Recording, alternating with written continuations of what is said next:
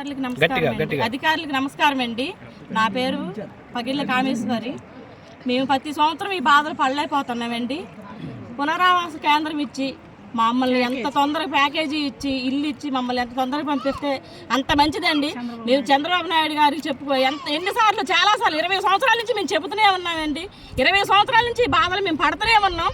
ఎంత పడినా కానీ మేము ఈ నీళ్ళల్లో మునగటమే సరిపోతుందండి. ఎంత మేము మునుగుతూనే ఉన్నాం. ఏమీ లేవు మాకు.